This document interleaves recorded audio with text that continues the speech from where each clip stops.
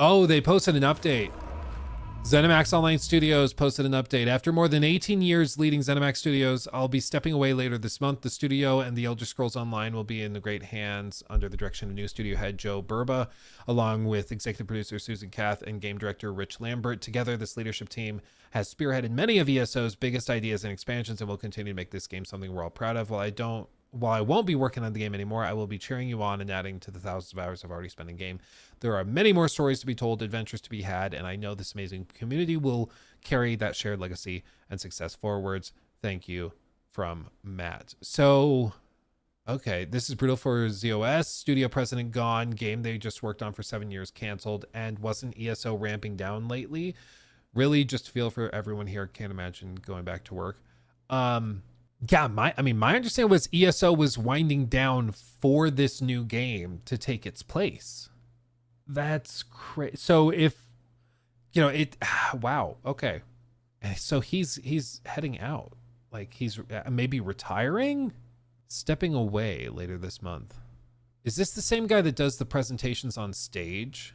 Yeah. He's been in all of these presentations and things that they've done, and he's stepping away. I wonder if this is directly tied to layoffs, or maybe it's just like he put his foot down. He's like, if you cancel this game, I'm out. And they said, okay, we're canceling. And he bailed. Man, that's wild. ZeniMax Online may not be long for this world. I mean, I guess I don't know how big ESO is. I don't think it's a tiny game, but it's kind of one of those sleeper hits, I guess. Like I never really hear anybody talking about it, but dude, that's crazy. That's crazy. But if he is stepping down because he's just like, I'm not in support of this. If you're gonna do this, I'm out. Good for him. Man, that's wild. It's still big. ESO is fun.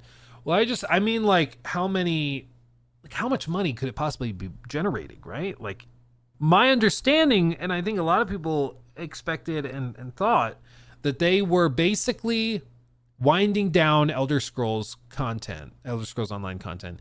Not just because, they've got the big game coming out relatively soon that they want to take more of the focus, but also because it's just towards the end of its lifespan. And so they were winding that down. And then this new game they were working on for 7+ years, that game was going to take over as the main project for the studio, and they were going to redirect efforts there. But now that that's canceled, he's leaving. He's done. Man, that's wild. 20-30K players a day on Steam. Yeah, it's pretty good. It's pretty successful. It's generated well over $2 billion in revenue to date. Yeah, see, that's what I mean. Like, some of these MMO games, they make so much money, but you may never really hear people talk about it. But it's because like the player base and the community is so tightly integrated. Like, it's pretty sizable. It just doesn't spill out much. That's crazy. They're doubling down on ESO. Well, I mean, if the other project is canceled, I don't think they have a choice. I think that's what it has to be. Like, it is what it is. Case in point, Star Citizen. Yeah, dude. That's a great example. They make tons of money. Fat stacks. But if you're not in that community, you probably never hear about it. How often do you hear about World of Warcraft or Dota? Yeah, Dota basically never. Same with, like, I hear references to League plenty, but like I'm not playing those games, so I'm not in that bubble. But that's the thing, is if you're in that bubble, it's your whole feed. Like, the people that play League, it's all they play. Like, it's all their content is League. Same with WoW. If you play WoW, you're in deep. Same with like Call of Duty too. Players who play Call of Duty, like, that's all that they do. I play it daily. Yeah, there you go.